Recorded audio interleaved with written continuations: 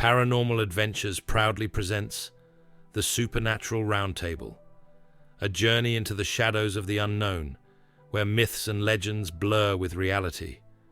Join your hosts, Sean, Craig, and Richard, as they explore the unexplained, diving deep into the chilling mysteries of the supernatural. From the towering figure of Bigfoot lurking in the forests, to the eerie whispers of dogmen and the elusive presence of Mothman, we seek the truth behind the world's most elusive cryptids, ghostly apparitions, otherworldly encounters, and the unseen forces that linger in the darkness await. Together, we'll explore UFOs, government cover-ups, and the forgotten history buried beneath decades of secrecy. What are the origins of these mysteries? What are the consequences of their existence? And more importantly, what do they mean for us? Prepare yourself to venture beyond the veil of reality. Turn down the lights, listen closely, and step into the unknown, because the supernatural world is closer than you think. This is the Supernatural Roundtable.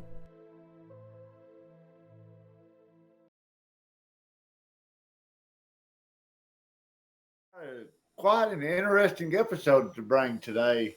A lot of conspiracy theories surrounding it, and I know I've heard a lot of different podcasts about it, and there's a lot of different documentaries, but it's by far one of my personal favorite topics to actually talk about.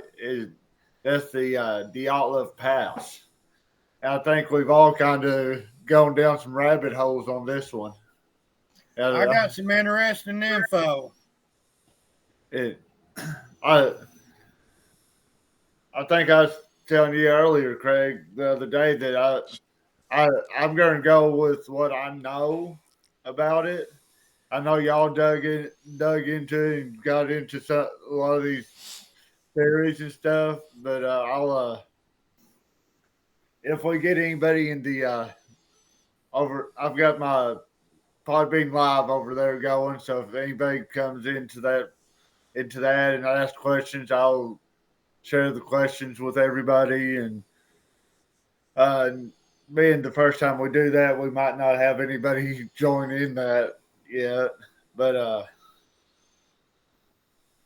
I'll throw in my tidbits and stuff and kind of throw out questions and stuff like that. And I know y'all are pretty excited about it as well. So, yeah, let's get it going, man. So we were talking earlier. These what was there 9? Yeah, I think it was supposed to be 10. That was supposed to be going. It was 10 originally, and then one had to turn back because of health conditions. And, he had to. Wasn't it sciatic? His sciatic nerve was. It was something like that. Yeah, he fell ill and had to turn back on January the 28th. Ural, and he actually died in the I'm wanting to say the later 2000s. Yeah. So he was the last member to die. If you notice in this group of hikers and skiers, well, I guess it'd be skiers, but there's like 3 or 4 of them that are named Ural. Yes. It gets kind of confusing when you go, well, Ural died of this and Ural died of that. There's 3 or 4 different people named Ural in this group. I imagine that got kind of confusing at times. Yeah. Yeah, there's at least yeah, there's a couple. And these hikers and stuff weren't novice hikers. They were going for their class 3 certification, which at the time was the highest certification you could get. Yeah, in the Soviet Union, your class 3 was I did the research on it. It's 190 miles through deep winter snows. It's the highest you can get. Yeah. I mean, that's why they went in January, so they get their class 3. These were not novice hikers and skiers. These were really experienced people in their field, what they were doing. And most of them were, well, I guess all of them were actually really fit. I mean, they were Hmm. highly athletic. So, I mean, it's not like us going out there and trying to do it. We wouldn't make it. These people knew what they were doing, and Yeah, definitely. Yeah, these people. This is not like us going to Walmart and getting a hiking cane. Like, hey, let's go up to the lake and walk around a bit. These were people that knew what you they were doing. They were experienced, and they were prepared for anything the weather had to throw at them. Which is why this case is so weird, and all 9 of them died.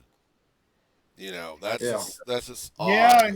and you know that they was just enjoying each other's company. Not 90% of them, they were all friends. They knew one another, all except for the one that joined their group later. yeah. They're all in their early 20s, except for the one guy that joined in with them. They're near about the time they started the trek, really. Yeah, and Right, that one guy, his name is Semyon Zolotaryov, and he was 38 years old, so he's the odd man out, and he's a World War II veteran. right. Yeah, and from all I've seen and stuff, everybody got along with him just fine. But it's just it was odd that he joined their group. Yeah, that was pretty odd how it happened. You know, Hmm. well, yeah, and we were talking about it earlier as well. The name of the mountain is really creepy. It translates to Dead Mountain, I believe. Yeah, let me see. Let's see here. The name in the Mansi language, which is the native people there, is Kolyat Sai. I can't hardly say the last part. Sayakil, which translates to Dead Mountain, and the nearby mountain, Otterin, it translates to "Don't go there." Yeah. The mountain right next to it. So the either it's a lack of game or something, or it's sacred ground to these Mansai people, or Yeah. they have a natural fear of this area. One or the other. I It- mean, One of And the documents. Go ahead. the Mansi people, they were actually accused of killing them. Yeah. Nobody knows the real story. There's so many theories about it, and they one theory was that they stole some artifacts at a spiritual site of the Mansies. Yeah. The One of the documentaries that I watched, they they interviewed a member of the Mansi tribe. This is he's more of a modern. You know, it's a more recent interview, like in the past few years. But he said no, that mountain's not a spiritual mountain. It's not one that they deem as the spiritual or anything like that, or a religious area. It's just Yeah, right. But if you look at their map, and it shows a pretty good map on that Dyatlov Pass.com site, and it shows that they actually went by some spiritual sites on their way to the mountains. Yeah. Anyway, if y'all don't mind, would you all care if I set the timeline of how this all kind of played out? Yes, go ahead. Okay, so they were going for their class 3, so they departed from what's called it's now called Yekaterinburg. Now it's called something else back in the day. On January 23rd, 1959. And of course, that'd been a train ride into the Otterin mountain ranges. And January 28th is when Ural would be leaving the party. January 31st, the group reaches the highlands where they has some of their caches of supplies. February 1st, they set up camp on the slopes of Dead Mountain. And February 2nd is the estimated time of when these events start happening. And the events that start happening when they're overdue, and I believe that is in like 25th of February. And well, I think they're overdue at the 12th of February. Yes. Yeah, they start sending out search and rescue parties at that point because they're overdue at that point, and these are experienced people. When they find their tents are carved open from the inside, and there are footprints coming out from the tents, and they are ill dressed for the elements, and they retreat down into the woodlines away from their camp. Now one thing that people don't realize at the time, what we think of as our tents now have zippers and stuff like that, and people think, well, how hard is it to just unzip it? That's not the kind of tent that they have up there. No, they had the little loop that you put a button through.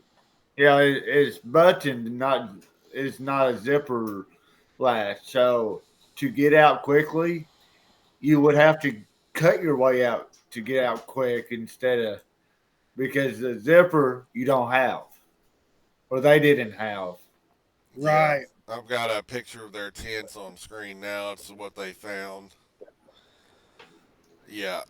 And you know what's odd is, they blame that on an avalanche, but their ski poles were still standing. Yeah. Now, if there had been an avalanche, them ski poles would have been knocked over. It seems like. You would think, yeah. And I watched one documentary that they proved that an avalanche could happen because they took a video and the degrees of the slope and all that. And according to them, an avalanche could happen, but one of them said that the chances of the avalanche being fatal, that was very unlikely. I saw one where I think we were talking about that the other day. We watched the same one where he claimed that they had laid their ski poles underneath the tent, and the avalanche came and crushed them inside the tent, the ones that had the major injuries. But my thing is, why would the bodies be so far from the tent if they were crushed inside the tent? Right. And the three of the bodies had major injuries. The woman, let's say, I think her name is Dubinia. Is that how you pronounce it? Ludmila Dubinia. Yeah. I mean, they had major chest injuries. They had broken ribs, and they said her damage, one of her ribs punctured one of her heart ventricles. She was also missing her tongue, too. Yes. And chest cavity had filled with blood, I think it's her stomach cavity, indicating that she had lost her tongue while she was alive. which is gruesome to Right. think about. See, I didn't realize she had lost it when she was alive. My whole thought was, well, animals could still, get a hold of the soft tissues because, you know, I did mark this as explicit because there's some gruesome stuff going on. But, Oh, no doubt about it. Like vultures, when vultures go for a dead animal, the first things that they eat are the eyes, the tongue, the nose, all the soft tissues. And I found some interesting info. Yuri Krivoshenko and Yuri Durashenko, I think that's how you would say it. When they were found, the autopsy recorded livor mortis, which is a stage of decomposition that occurs when the blood settles in the lower parts of the body after death, which also means and indicates that the bodies were moved after death. Yeah. That's kind of strange. Who moved the bodies? Yeah. One thing I find interesting, I think it was one of the last entries in their diaries said the snowman is real. What's the snowman? If it was something military, then they would be saying something like, "Hey, the military are doing stuff up here," But then they've got that odd picture. The last picture taken was of something. I don't know if it was a human or if it was something humanoid or human like. I don't know. That's kind of odd, and I found an interesting thing, and I'm just curious as to why. But in one part I read, it said the case on this was started a month before they went missing. You know why? Is it some kind of cover up? It also comes back to that one guy that was a little bit older than them. He's ex-military.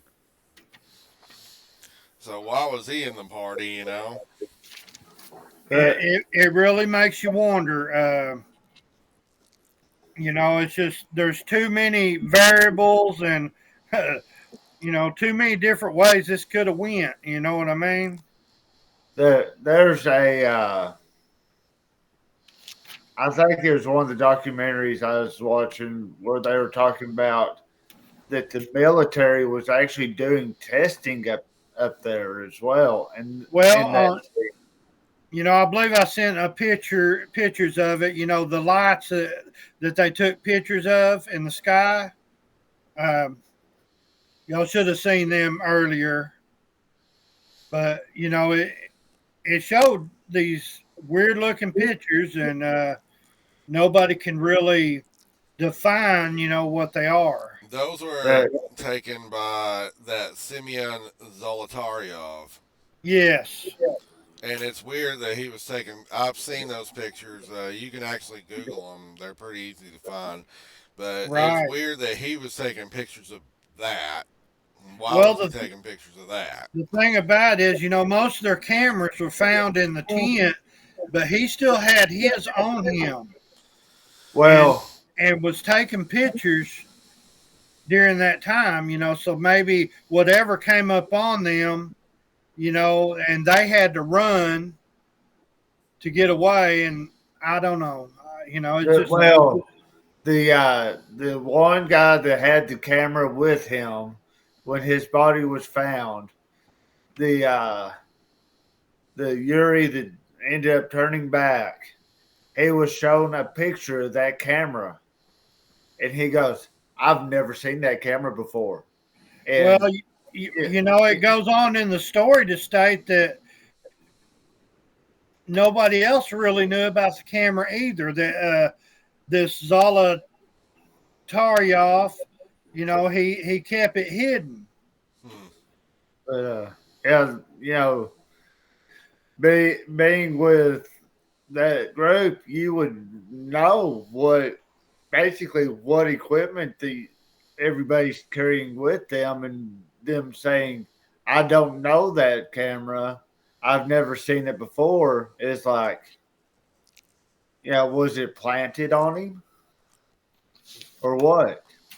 I don't know. I think it was his own camera, and I think he was able to keep it hid under all the clothes he was wearing. Yeah, But why keep it hidden? Was he hiding something? It just there's there's just so much things that just don't add up. That is yeah, true. That is very true. Of course, there was a later study came out in 2001 that said all this was just an avalanche, and just to me, it just doesn't. I mean, it might explain the some of the severe injuries of some of the other people, but I don't think it explains everything.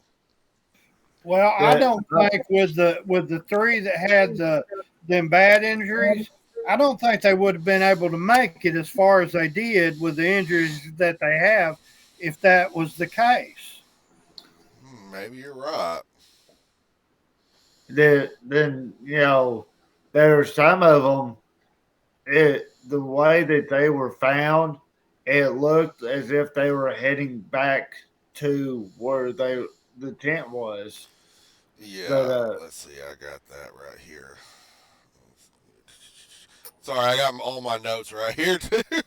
It's okay. I'm looking through mine. I had it written down somewhere. See, so we had several bodies found near a cedar tree. Igor Dyatlov, who was the group leader, which this pass didn't have a name as far as I'm aware until this incident, and now it's called Dyatlov Pass, and named after him. But he was facing back towards the tent, 300 meters from this cedar tree, like his position suggests he was trying to return to the tent. He had minor abrasions on his face and knuckles. Cause of death is ruled as hypothermia. Zinadia Kolmogorov. God, I'm probably butchering that name. Also, hypothermia, bruising to the face and hands, frostbitten fingers. Found 630 meters from the cedar tree, also facing the tents. You have Rustam Slobodin, cause of death hypothermia. Fractured skull also. Wasn't fatal, but suggests a hard fall. Found You 480 meters from the cedar tree, lying face down in the snow. right, and these distances that they was away from the tent. That's a long ways. I In mean, minimal clothing in those conditions. right, and you're talking about a place where the average temp is in the minus. Yeah, and you're in the middle of January in a snowstorm. yeah, some people claim that it was infrasound, but Yeah, I saw that too. there because that's one thing that the government was testing at the time too, was using infrasound. But what I found interesting, y'all might remember which one was which, but one of the girls was actually in a relationship with one of the guys at the time. I think one of the other guys she had been in a relationship with two of the guys. Well, And that was thought to be true at first, but it was Xena, and they thought she was in, with Igor, yeah, and it turned out that they really didn't. She really didn't like Igor. She liked this Duroshenko. and I just got to thinking one day because I'm like, well, they thought that her and Igor were kind of a thing. Then it ended up that they weren't. What are the chances of them having a? Hey, I'm mad because of this. Kind of. But it wouldn't explain a lot of the injuries and all that either. Well, some of them injuries, they said, let's see how is it? Well, some of the injuries were compared to a car crash. Yeah, I got some of them right here. Nikolai Brignolius, cause of death, fatal skull fracture, major skull fracture, no external wounds that would suggest a direct blow, found in the ravine, partially buried under snow. That Simeon Zolotaryov, crushed chest, multiple broken ribs, massive trauma compared to a car crash, like you were just saying, found with Dubinia. Ludmila Dubinia, crushed chest, severe rib fractures, missing tongue, missing eyes, parts of lips, blood and stomach suggests she was alive when tongue was removed, found kneeling in the ravine. And then Alexander Kolovtov, deformed neck, some suggest a possible violent injury, missing soft tissue around the eye, no skull fracture, found in the ravine with the others. That's pretty brutal. Yeah. And some of them had burns to them because they were. It's like they had time to build a fire, and yeah, I believe Dyatlov. Some of the ones by the tree had time to build a little fire and managed to get a little fire going, but it just wasn't enough, and they burnt their hands and feet and all that trying to warm up doing it.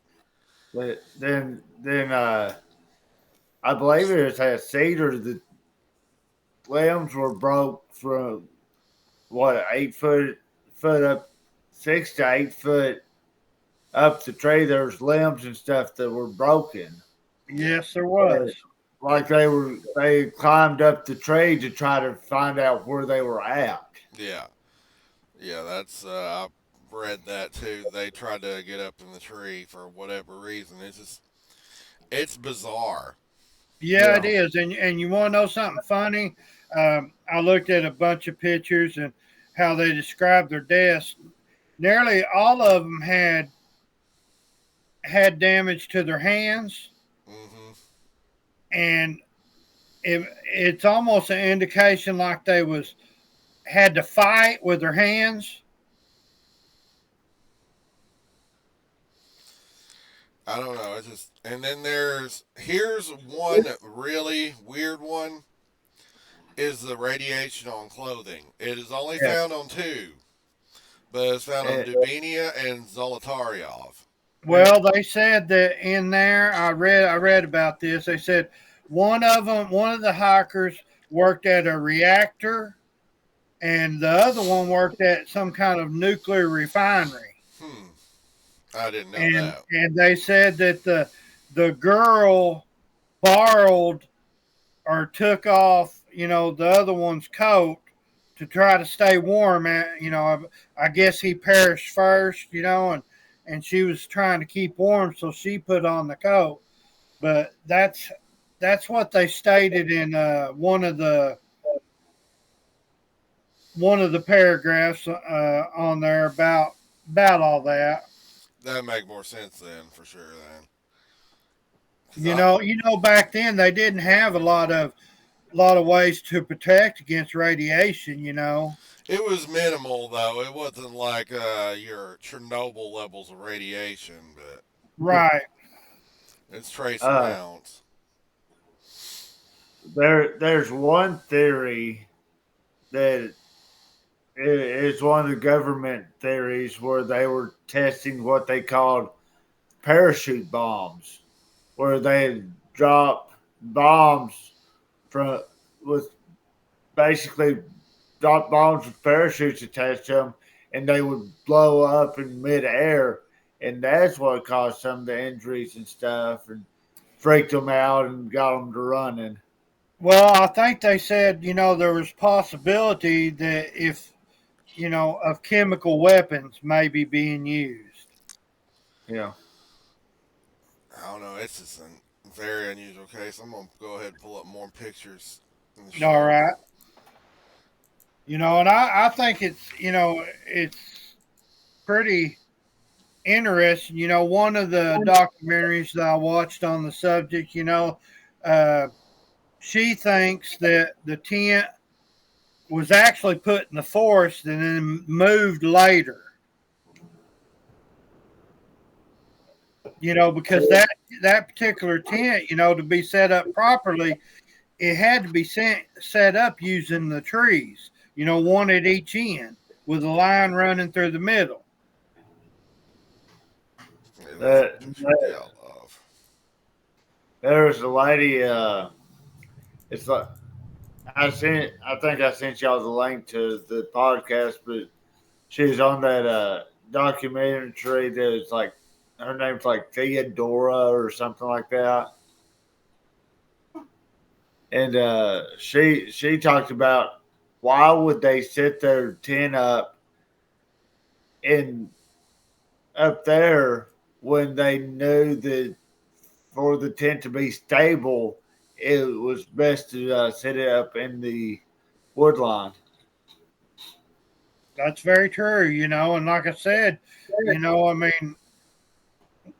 the concept of the tent being moved, that could be a possibility. We got company. Hi, Crystal. Hi, how are y'all? We're doing good.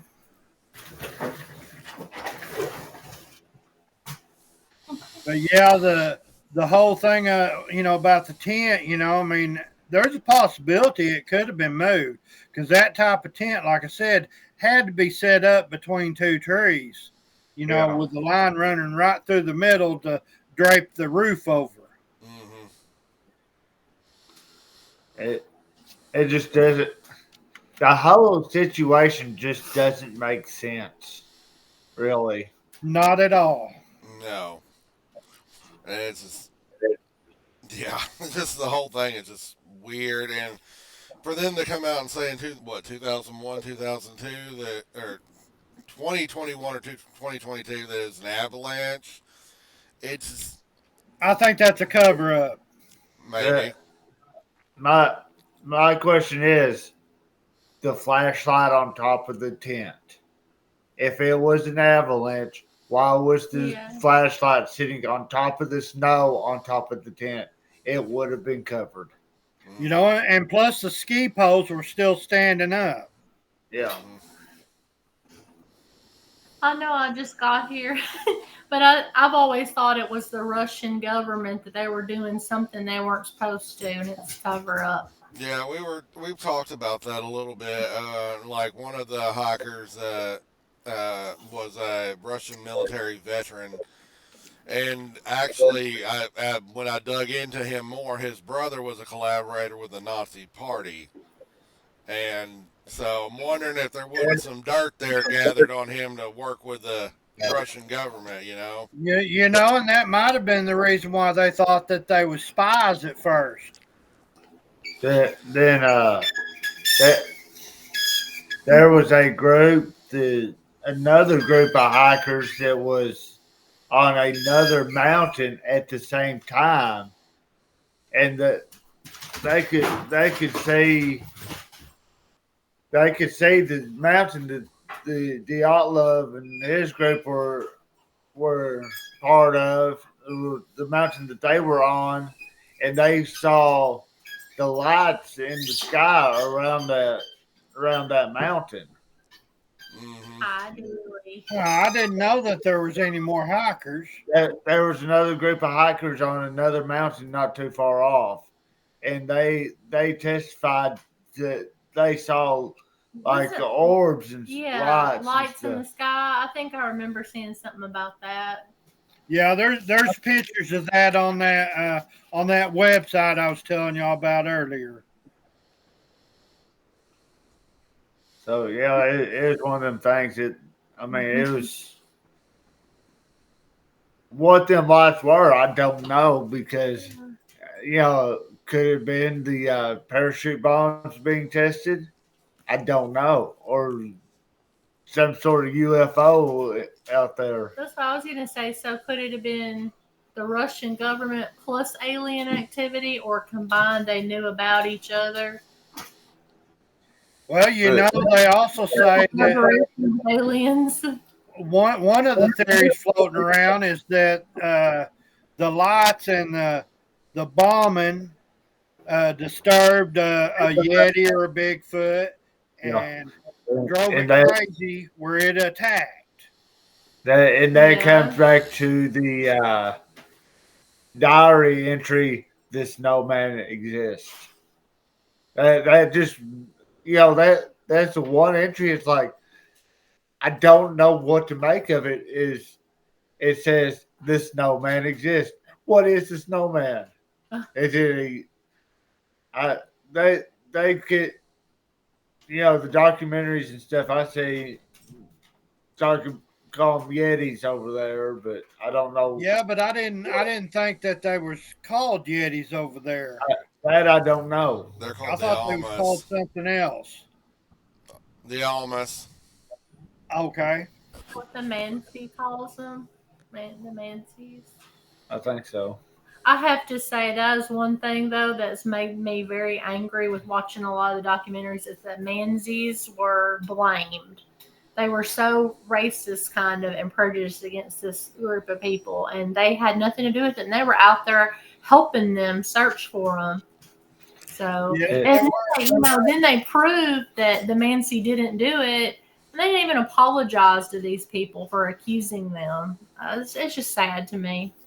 I know I don't look it, but I have some Native American, I have some Cherokee in my heritage and my family, and I just hate that they did that just because they were the indigenous, native. It kind of hurt their credibility, through the years. Yeah, I think so too. And one thing we didn't touch on was that they found the first 6. They're the ones that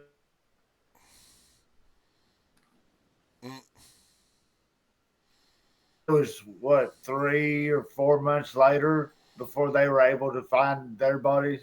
2 months. Was it? Yeah, 2 months.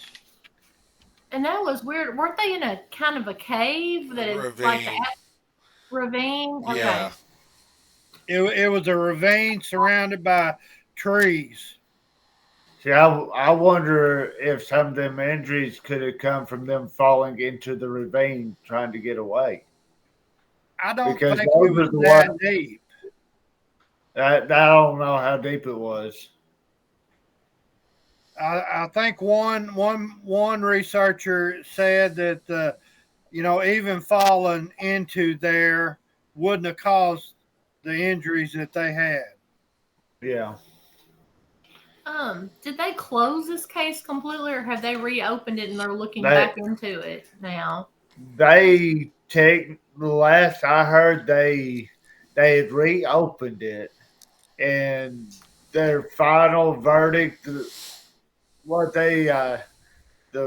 way that they closed it was by saying that it was an avalanche. I don't buy that. Well, like I said earlier, I watched a documentary and they took a drone up there and kind of scanned the surface to see the degrees, and in that they said an avalanche could have happened, but they don't think it. One scientist said that he don't think it could have moved fast enough to cause that extensive injuries. Yeah. It is weird. And on the offhand subject, there is, believe it or not, another mountaineering incident in Russia that is similar to Dyatlov Pass. It's not as well known though. Yeah. Wow, I did not know. Yeah, it's called. I didn't either. Yeah, it's called the Kamar Dobbin incident, where 7 hikers went up led by an experienced instructor. 6 of the 7 died. 1 survived. Does it say how? It's pretty brutal. Apparently, members of the party began bleeding from eyes, convulsing, and died. Frothing Wow. at the mouth, violent behavior. It's just brutal. Well, that'd be Oh, like that high kind of sounds like frequency. chemicals or something. All the I was odds. wondering about high frequency sound that would make the eyes bleed, like and them convulse, like too much for the brain and the ears to maybe handle. But I don't know. Despite That- investigation, it remains unsolved. And that was in That- February. That could go back Wow. to infrasound. That has been Yeah. brought up. I seen a documentary that brought that up along with the Dyatlov Pass incident that dealt with infrasound. Infrasound can mess you up. Yeah. We talk about infrasound and it comes up in Bigfoot a lot, but people don't realize that infrasound can kill you. Believe it or not, sperm whales. If you go in the water with sperm whales and they hit you full blast, it can mess you up. Like, Yeah. they've Yeah. been known to really hurt people with just infrasound. They don't mean to. It's just, that's what they do, you know? Wow, I did not know that. Yes. Wow. I don't know if it You know, caused all that, but Elephants have used it. Lions use it. I mean, there's a lot of different species of animals that use infrasound. Yeah. And, Well, you said that Bigfoot, what you think might be that you heard made your chest rattle. yeah, but that wasn't necessarily infrasound. I physically heard it. Yeah. The way, Well, you know, me and Sean, when we was on our little expedition up there was that one place that yeah, we didn't feel right. That's for sure. And then we heard that sound. It sounded like a weird bird, but Uh-huh. it's something I ain't never heard before. and it's one of them things. I've never been freaked out in the woods in my life till then, and that I was getting creeped out bad. Oh yeah, I mean my hair was standing on the back of my neck. I knew something wasn't right. You know, You and said this like hear any birds or any insects chirping, anything. It was like quiet, No. like dead quiet. yeah, it was dead quiet until we heard that noise, and it was I couldn't even mock that noise. It was such a weird noise, and something I've been out in the woods all my life, and I'd never heard anything like that. well, that and you've been out in the woods there all your life. Yeah, right. I mean, I've lived around that area for a long time, you know, and it was something I've never heard. And you literally poked the bear out there. Yeah. I had to throw that in for you.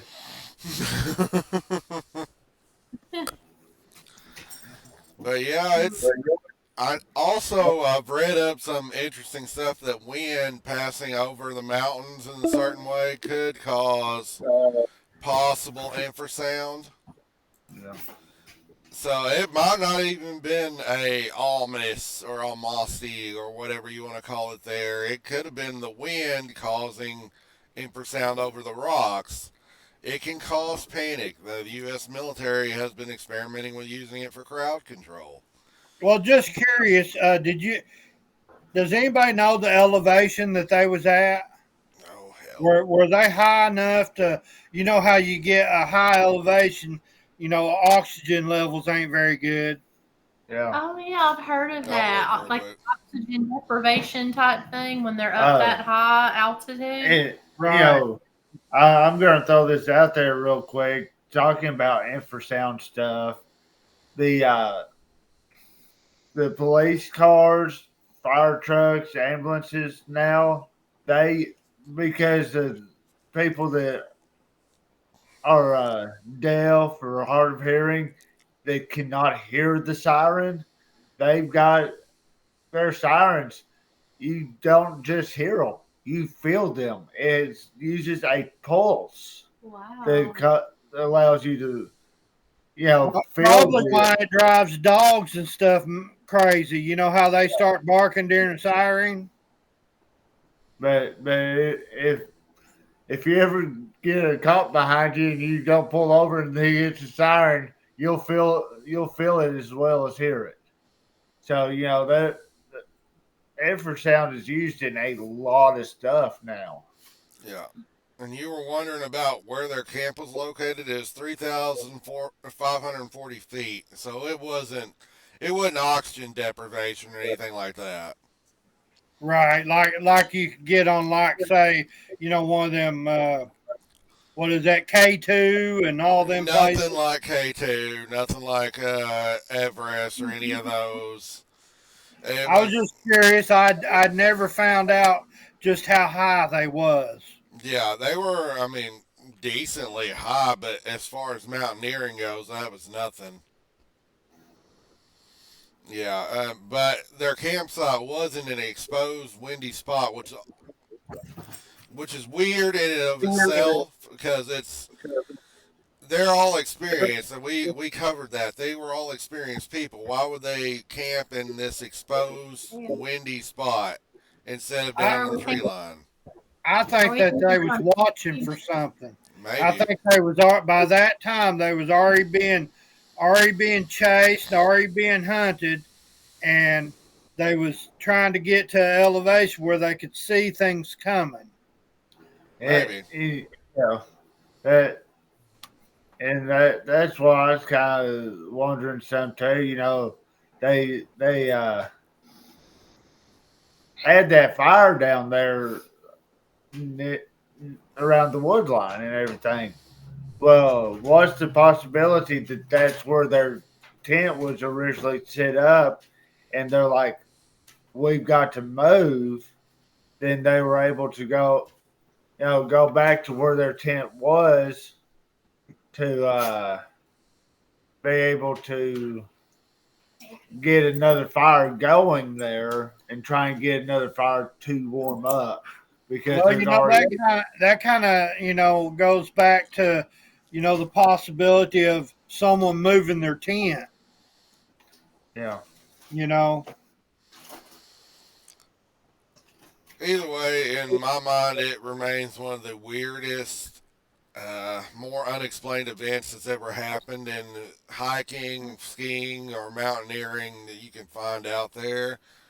And maybe it was an avalanche, maybe it would. We weren't there, so I'm an armchair researcher for the most part. So take my word with a grain of salt. I don't think it's an avalanche, but I'm not there. I wasn't there to see it. I don't think I would want to be there to see it. So just my take on it. I'm kind of like everybody else, with the degree of the slope there. I just don't think it would have been enough to kill them if there was an avalanche. There's a case in the United States, and they weren't hiking. But it involved a little bit of. They did a little bit of trekking out there, but it's the Yuba County 5. The 5 guys that disappeared. And they were kind of mentally challenged. They were high functioning, but they were mentally challenged. And they don't know what happened. There's 5 guys. They found 4 of the 5, and they managed to get to a ranger station or a cabin that the rangers had that was stocked with food. And one of the guys was in the cabin with several weeks worth of food, but died of starvation. That makes sense. So the 5th guy was never found. Yeah. But you ought to check that out and look into it. There's some documentaries. It's pretty interesting. That's one that I would like for us to cover in a little more depth. Well, episode that I would like to do is, the missing 411, because there is, oh So man, there's some many. stories in there. What is that? The missing 411. It's all the people that's gone that had mysterious disappearances that they can't prove what happened to them. Wow. Thousands. Yeah, Thousands. there's like thousands. Wow. Yeah, I hadn't heard of that. It was put together by a retired police detective named David Politis. He got to talking with some national park rangers, and they're like, you should do something about this. Start talking to people about this, because And there was actually a show about it. I think it was called Missing 411, he's wasn't made it? a second one since then. Okay, I haven't watched that yet. I need to find it. Yeah, That's interesting. Yeah. And a lot of them deal with hunters that know what they're doing, and they go missing anyway under very mysterious circumstances. Some of them are children, and some of them are difficult to watch. And it's just like it'll be a parent, and they're watching their kid turn around, turn back, and that kid is gone. Yeah, and there's no trace. Wow, that's crazy. Yeah, it's a very. I mean, it can be a tearjerker, because some of them's real sad. And some of them are just never found. And when they are found, they're found under weird circumstances. Some of them are found alive. Some of them are found alive in places they have no business being at. Wow. I think there was one little girl, and I think this was in Arkansas. She was found 7 days later in a cave, and she was fed and she was hydrated, and she was like 3 or 4. But is that the one that she said the teddy bear took care of me, or the bear took care of me? Something like that, yeah. That could have been a Bigfoot. That's what I was thinking. Yeah, who's to say they're violent, especially to children? It could have just taken care of her and been like, I think there's an argument to be made. It could go either way on that one, depending. Yeah, I think there's nice ones, and then there's the very bad ones. You gotta. They can probably tell the difference between like an innocent child and like an adult, probably, or like no threat. The child would have been no threat to them. Well, right. I'm also looking at it like this. You got to think of it: target of opportunity. How hungry are you, and how easy is that person to snatch? Because let's face it, in the wild, if a predator sees a baby deer, that's pretty easy to snatch. It's what they call a dog-eat-dog world. Kind of. Yeah. As messed up as that is to say, it's just. I know.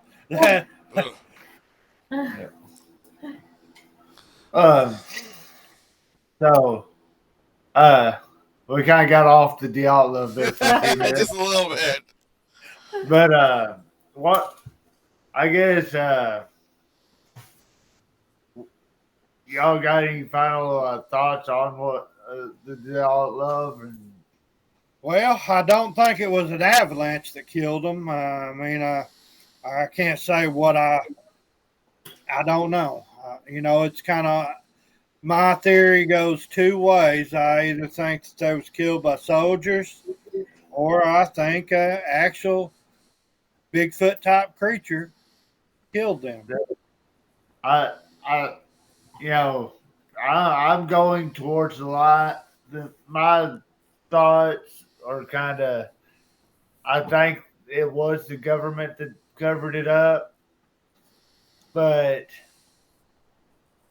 my whole thing is they did write in their diary, this snowman exists. So I think, that some Bigfoot kind of creature probably killed them, and the government covered it up.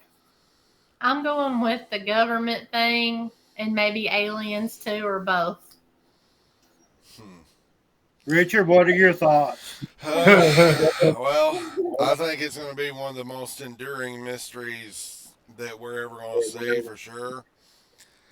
For sure. Now, if I don't know if I believe if a Bigfoot went and actually killed them. Do I believe they saw something? Yeah, I think they probably did see some stuff for sure. Yeah. Something frightened them out of those tents, at least, in my theory. Now, if that was Bigfoot or they thought they heard an avalanche, I don't know. But something scared those people for sure. That led them to their deaths regardless. So. Yeah. But Young. I think we all agreed that it was not an avalanche. Yeah. Pretty much. Yes. Yeah. So I'm gonna throw this out there. I kind of like the idea of doing this on Mondays if y'all are game for it. And with that being said, we might have a fellow co-host to brighten up the Thank you for joining us screen a on little this bit. journey into the unknown. So This has been the Supernatural Roundtable, I'm Hey, getting where mysteries are explored our and the truth is triangle, always up for debate. nice triangle. Until There, next our time, triangle became a Keep your square. mind open There you Works. and your go. lights on. We need one more to make it a circle. That's right. Well, Gabe might can sit in once in a while too, but y'all have to do it on a Tuesday or Thursday But anyway, when he's here. He'd probably enjoy that. So I think we done pretty good on it. Yes, sir. I think we did good. And whoever watches this, please like and subscribe to us. Yeah. So we've got y'all's Facebook page, the Arky Squatchers, which people can join. Catch us on there, or then we've got the Paranormal Adventures with Sean and Crystal Facebook page.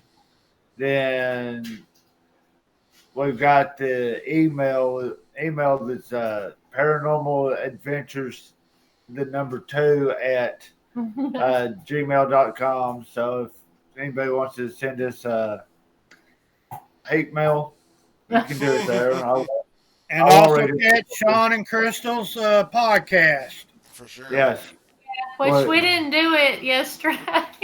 We had a date yesterday. Yeah, making up for Valentine's and But we do have our podcast, which is we're thinking about maybe tomorrow or Wednesday because we're about to get snowed in, as y'all know. So it's coming. we're about to cover the last part of our. We've been doing a 3-part series on Ed and Lorraine Warren. Is it 4 parts? Yes, we're doing the 4th and last one. And that's what the devil made me do it. Yeah. Which ours we're covering more of the ghosts and ghosts, paranormal, ghostly thing demonology, where biblical. some of this this one we're covering a lot of the cryptids and stuff like that. We're about to end it. It's about to call right now. All right, Y'all Well, take it's care. good to see y'all for a few. y'all have a good one. You too. You too.